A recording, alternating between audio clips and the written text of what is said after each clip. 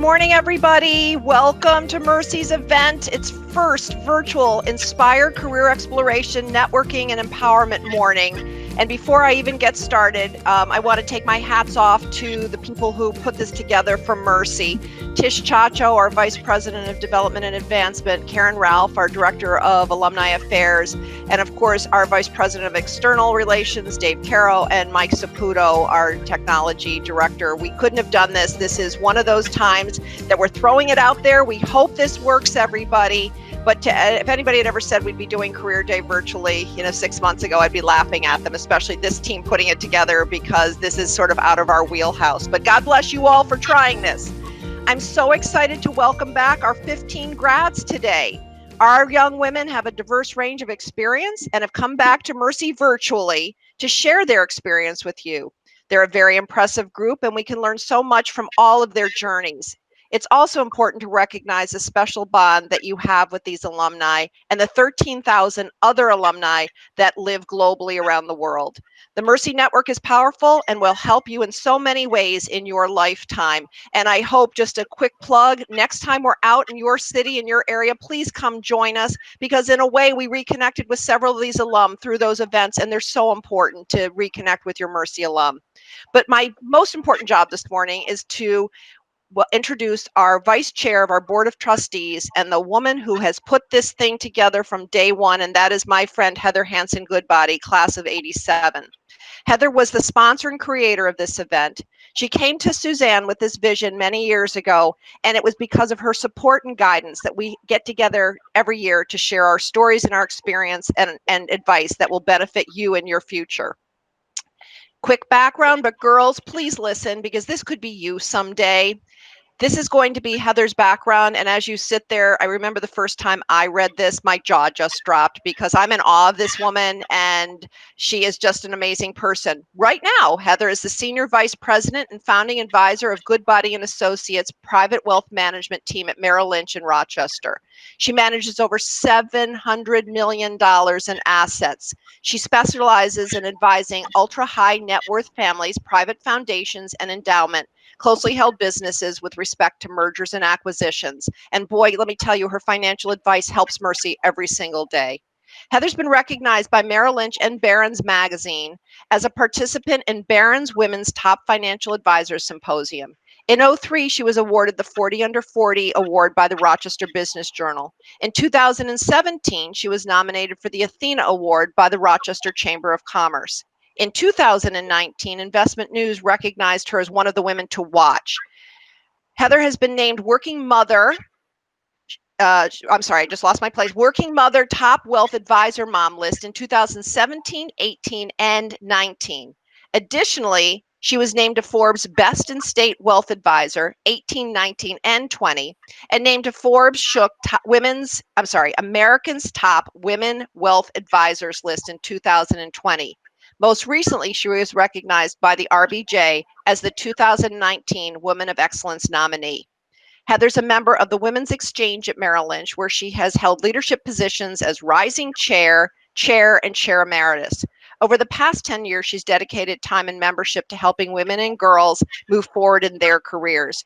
She often says to her mentees, follow your passion, do what makes you happy, and listen to your inner voice. Raise your hand and take risks. And ladies, there is no better advice than what Heather just said in that quote. And I hope we have that tape, because that's your underlying takeaway from today. Heather is actively involved in our community, but she does currently vice chair our board of trustees of Our Lady of Mercy. As a former trustee of the Rochester Museum and Science Center, previous advisory board member for the Arts Center at Nazareth College, the Rochester Area Community Foundation, and past board member, the United Way of Greater Rochester. She and her husband, John, live in Pittsford, where they have raised their two boys, Jack at McQuaid and Devin, one of my favorite interns in my old job. I just had to add that. Thank you, Heather, for giving back to Mercy in so many ways. I could not have done my job these last 16 months without you. So with no further ado, my friend, my mentor, Heather Hanson Goodbody. Thanks, Heather. Thank you, Pam. That is such a kind and warm introduction. Thank you so much. I am so pleased to be back here once again to introduce one of our phenomenal keynote speakers that is an alum. The one thing that this has blessed me with being involved in Career Day is meeting so many different alums over the years that I never would have had I not become more involved with Mercy post-Mercy, post-college, as I developed my career over so many years. And, you know, the one thing in introducing our keynote speaker today, who is a dear friend of mine, and we did not go to Mercy at the same time, but we certainly met in later in life, post-college, as we were both here in Rochester, creating our careers and driving our businesses to substantial levels of success. And I share that with all of you because no matter where you are in the world, what we're hoping to achieve with a day like Career Day is to enhance it over time, enhance your networks, enhance a database of networks. So no matter where you are, you can look up and see if there's a Mercy alum nearby that you can connect with. And I would have to say from experience, that connection is more valuable than you will ever imagine. So with that, I'd love to have the opportunity to introduce our keynote speaker today, Julie Camardo. Julie serves as the 5th generation owner and CEO of Zweigle's Inc. Zweigle's Inc. Zweigle's is her family-owned business known for producing quality meat products since 1880. Julie was born in Rochester, New York, and attended Mercy High School. She went on to Providence College and received a BA degree in psychology. Now, one thing I want to point out as I continue with Julie's bio, please just listen to all of the roles she has had to get to her current role as CEO of Zweigle, and I think that's incredibly important to note. In 2002, Julie moved back to Rochester from Maryland to work for Zweigle. She started in the office environment and then transitioned to sales, but while both her grandfather and mother were still at Zweigle.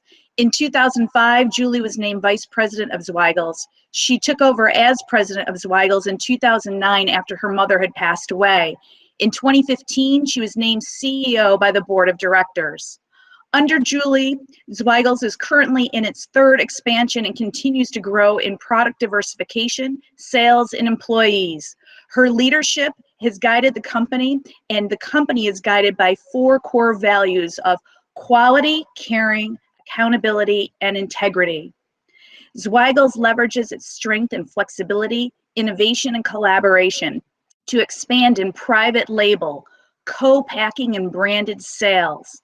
The company also launched 2 new brands, Mama Camardo's and Savory Sensations, producing new products such as fully cooked chicken breasts, meatballs, and breakfast sausages. And I just have to say they're delicious. And if you haven't tried them, go to Wegmans and buy them. Julie is committed to the community where she lives and works. I know that she and I met through the MCC Foundation, where she is currently on the board of directors. She's involved with the ESL Federal Credit Union, Rochester Chamber of Commerce, Holy Childhood, and Special Touch Bakery. She is the 2020 United Way of Rochester campaign chair, which is a big role in supporting this community and raising funds for Rochester. She is a strong supporter of the Golisano Children's Hospital, Susan B. Anthony House, and the Strong, and is also a current member of the Vistage organization.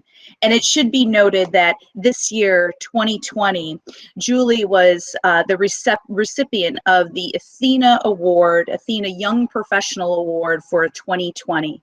Julie has 3 children, 2 daughters and a son. She supports her children in their education, sports, and artistic activities, enjoys spending time with her family and friends outside of work. And here's one great thing about Julie. Her favorite hot dog is a white hot dog, and her favorite sausage is the Zweigle's Italian sausage. So without any further ado, please welcome Julie Camardo. Thank you so much, Heather. I appreciate all the wonderful accolades. Thank you so much, Pam Baker and Mercy, for allowing me to be here this morning to be able to speak with the young girls. It has definitely been a very interesting 2020, and I'm honored to be here. It is, and hopefully next year the Career Day will be back on track in the Mercy Auditorium. So today, I wanted to talk a little bit about Zweigle history, and then a little bit about leading during a pandemic or during a crisis. I thought that might be helpful to some of the students out there for your future careers. And I wanted to go through just a brief little overview of Zweigle. So our purpose, our mission, our vision, many things that you'll hear in your companies as you all move on in your future careers. And so our purpose is, why we do what we do. So great tasting quality meat since 1880. Our mission is what we do. And really so important is that we love creating memories for you and for your families. And then our vision, it's our BHAG. So we call that our big, hairy, our audacious goal. And then we have our 4 values. So Heather had already mentioned those earlier, so I won't go into detail, but they're very much like your Mercy critical concerns in many ways. And they're truly what helps to guide Zweigles in a lot of our decision-making processes. I'm going to give you a little brief history of our ownership. And then I'm also going to give you a brief detail into the female leadership at Zweigles. I think that's really important as Mercy is a female school. So our ownership, it's been 140 years this year. So we just celebrated our 140th birthday. The first generation is Wilhelm Zweigle, if you look left to right. And then there's 2 brothers, Bill and Leonard. And when they had Zweigles, they actually called it Zweigel Brothers. And then my grandfather, my mother, and then myself. So the first generation, although you see a picture of Wilhelm and carrying, it's Zweigles in the back and his horse and carriage, ultimately, the first generation, I'm going to refer to my great-great-grandmother, Josephine Zweigle. And when I reflect on all the prior generations, I refer to a gift or a value that they passed on to me from what I've learned and what I've learned from them. So my great-great-grandmother, Josephine Zweigle, she passed on the spirit of courage that helped motivate me to face life's challenges head on. So her husband, Wilhelm, passed away just 3 years after Zweigles was started. Josephine was a single young mother of children between the ages of 1 and 9. So at a time when women were not accepted as business owners, Josephine exemplified what it means to be courageous, finding a way to keep the business and her family going. She taught her children to persevere, overcome their challenges, and strive for something later. The second generation, and so again, you're not going to see the female leadership, but it would be Minnie Zweigle, and that would be my grandfather's mother.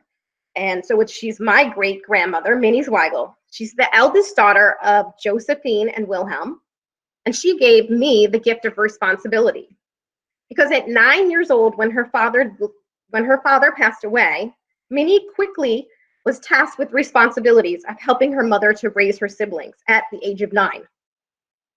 Later, she had the responsibility of working in the family business and raising a family of her own. Throughout her life, she demonstrated a willingness to accept new responsibilities, sacrificing her own personal time for the benefit of others. She took great responsibility in ensuring my grandfather, Bob Burrell, who was the 3rd generation Zweigel, was well educated and received a college degree to carry on the family business, Zweigles. And in doing so, she instilled the same sense of responsibility in him. And this 3rd generation, you'll see again, my grandfather, he was the 3rd generation Zweigel, but behind every great man, there is a woman. So for me, it was my grandmother, Elizabeth Burrell. And she passed on the joy of caring for others. Her husband, Bob Burrell, and her brother, Don, were partners in Don and Bob's restaurant, leaving her with 2 family businesses, Zweigles and Don and Bob's. She cared for the success of both of them deeply, and she sacrificed her own personal time to help out with both businesses. Often she would work at Zweigles during the day, and then in the evening she would work at Don and Bob's, or sometimes on the weekends. She was a loving mother, a wife, a daughter, and a daughter-in-law. And at one point in her life, she had both her father-in-law and her father living in her home while she cared for her daughter, Roberta, who was the 4th generation. Elizabeth was a very selfless person, and she always put others before herself. So the fourth generation, you finally get to see female leadership. And this is my mother, Roberta Camardo. My mom was not a Mercy graduate. She went to Nazareth High School, and Nazareth was another all-female school in Rochester. But my mother did value a female education. That was very important to her, which is why both my sister and myself were graduates of Mercy High School. So my mother gave me the gift of strength.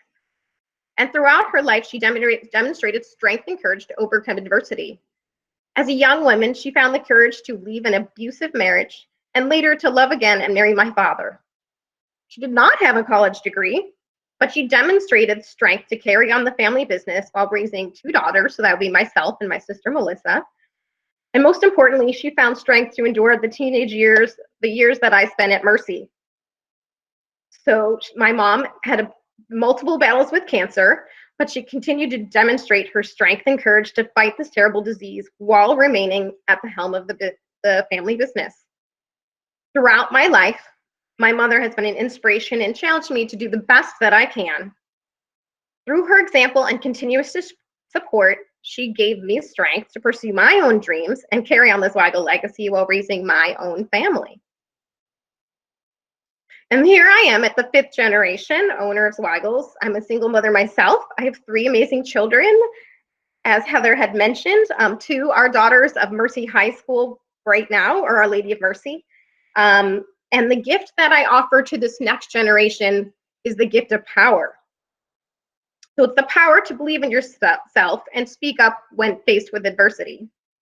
The power to openly feel and express both positive and negative emotions and allow yourself to be vulnerable. The power to be successful and appreciate what you've achieved. And the power to support and uplift others and be a force for doing good as a leader in the community. So you, all of you Mercy students who are here today, you have the power to be exactly who you want to be. You have the power to be a white hot when everybody else is a red hot.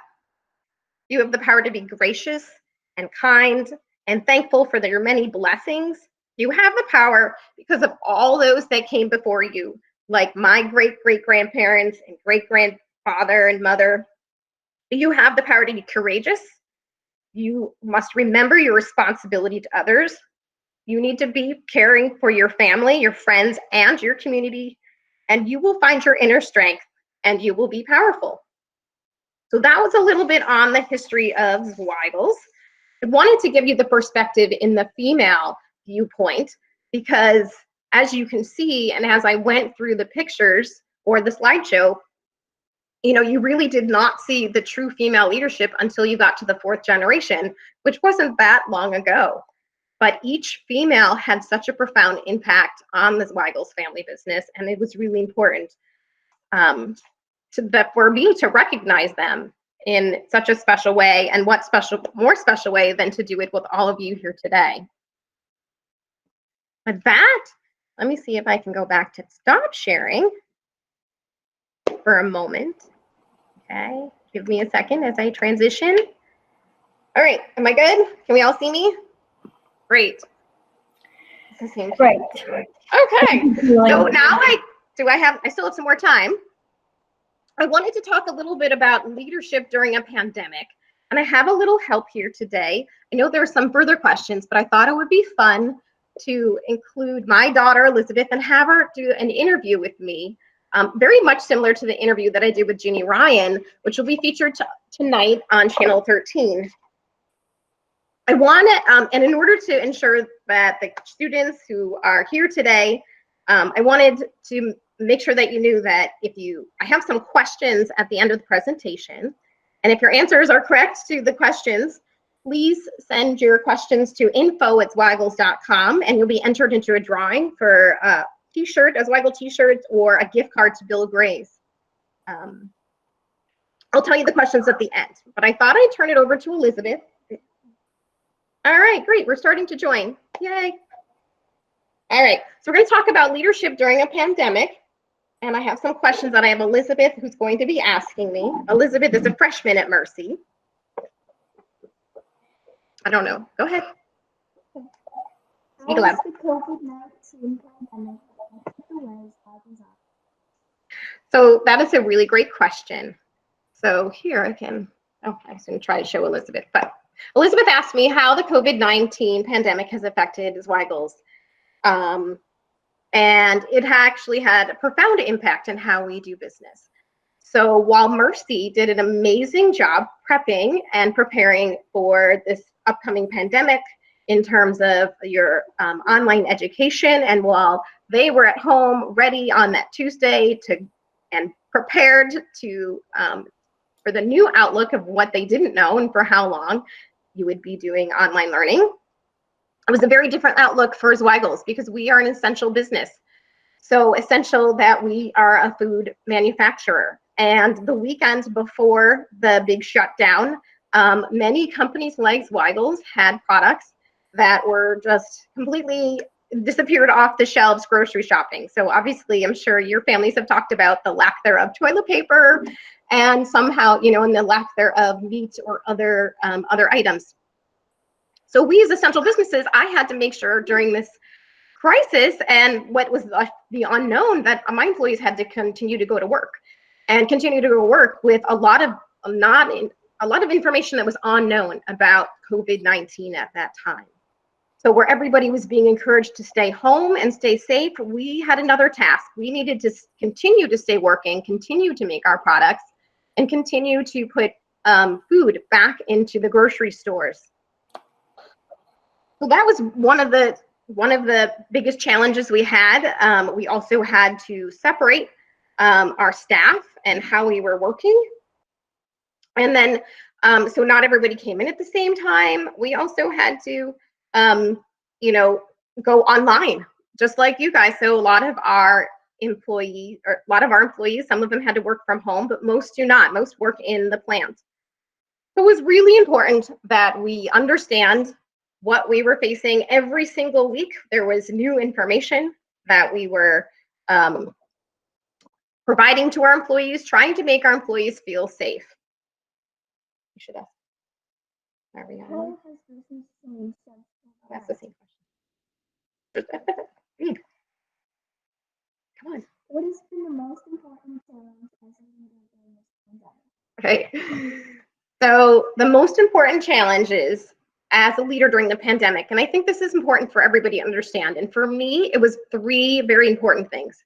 It was making sure we communicate very well to our employees. It was keeping my employees safe, and it was employee wellness. Much as Mercy was doing so much and communicating very well with you and your parents, I had to do the same with my employees, because every step of the way during COVID-19, and as we continue to move forward and find new information out, we are making changes to our policies. We are making changes to how we do business, to what business we're doing, and even who goes into our plant, who's allowed into our plant, who's not allowed into our plant. And what we say and how we say it are very important.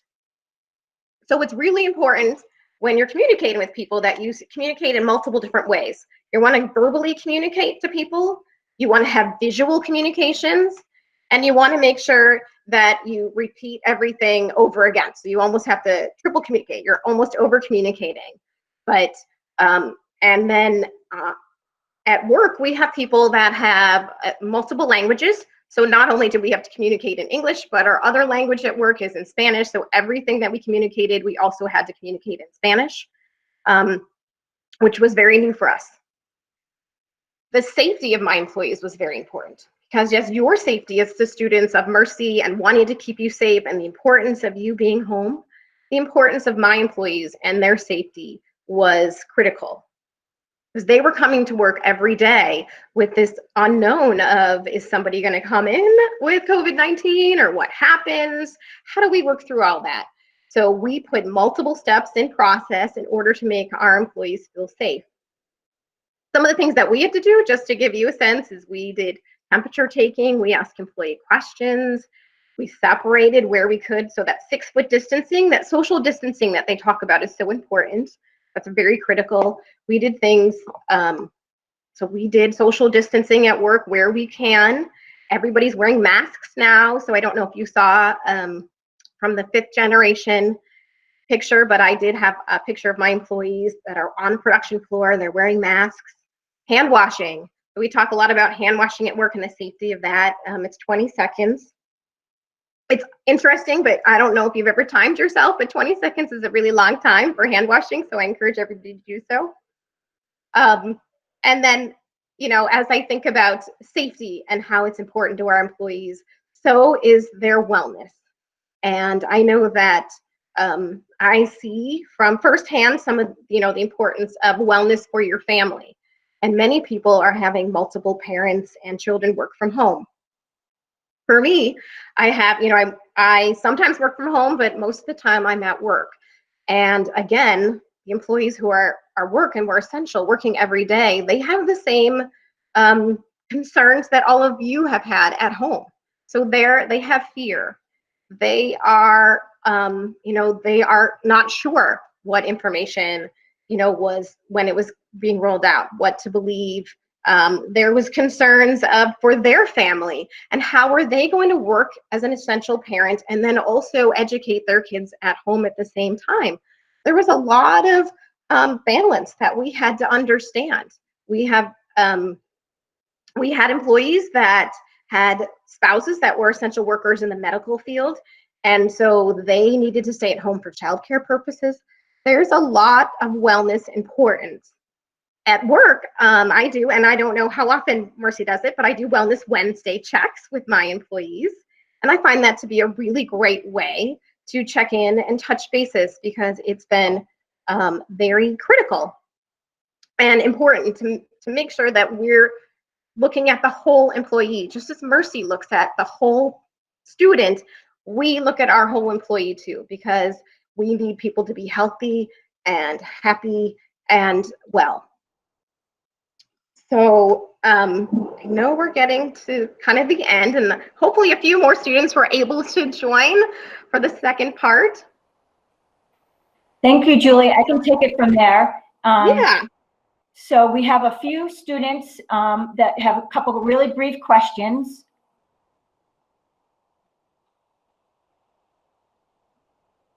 Did we already go through those?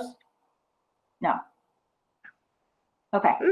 So we're going to start with Izzy Perazzi. Izzy, do you want to ask Mrs. Camardo a question?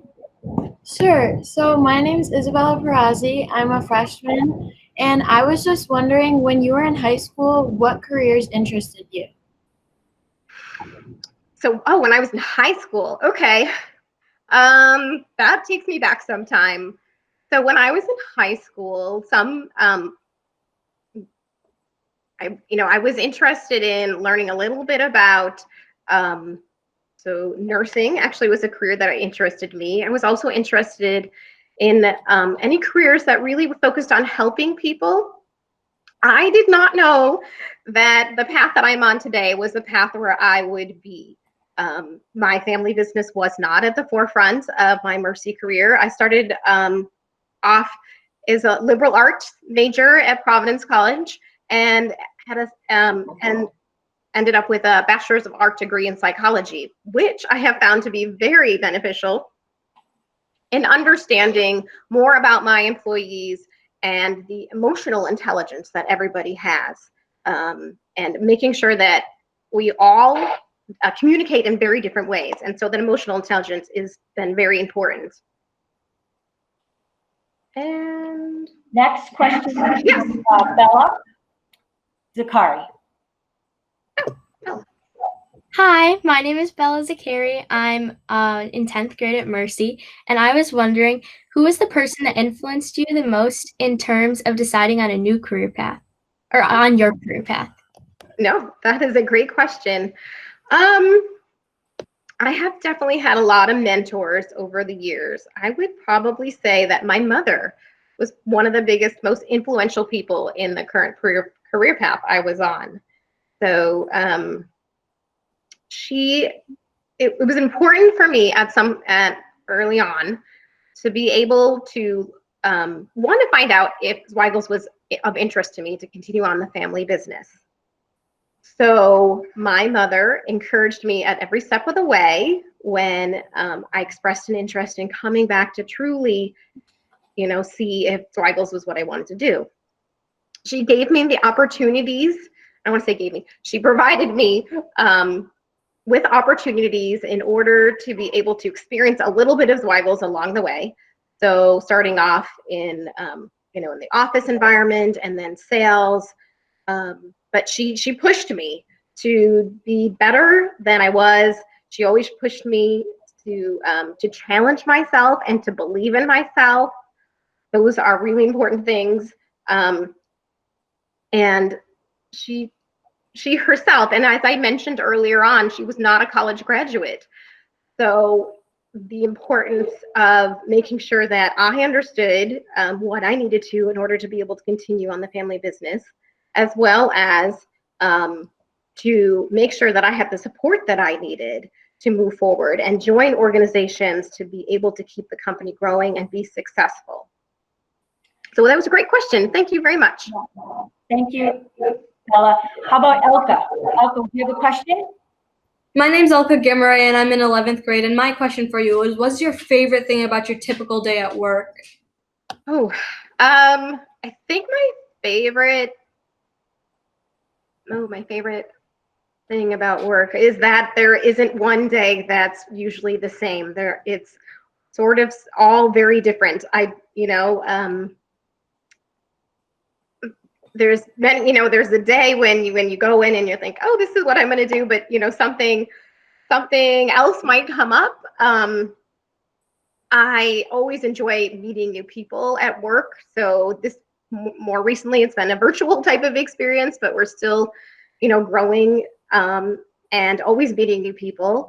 It's the joy of working with my employees every day. So getting to see them every day, appreciating them for their hard work, and knowing that they are working really hard in order for us to be able to continue on the family business. And then, I love being able to support the community that I live and work in. So I know that doesn't seem like that might not be on a typical day, but many of my days, there's a board meeting that I attend. There's somebody in the community that might need our help for some reason. And it is very much a part of most of my days at work, where community involvement is key to the success. And it really feels good to be able to share that with my employees as well. So it's a variety of different things that keeps everything very exciting. And then the growth of the business. So we are in our third expansion, and just to be able to continue to be successful and grow in the city of Rochester. So as I'm not sure how much Mercy is aware, but Rochester has a very economic outlook is not very good for the city of Rochester, and to be able to expand in the city and to provide a place of business where people from the city of Rochester can grow and learn and be part of my family business is fantastic.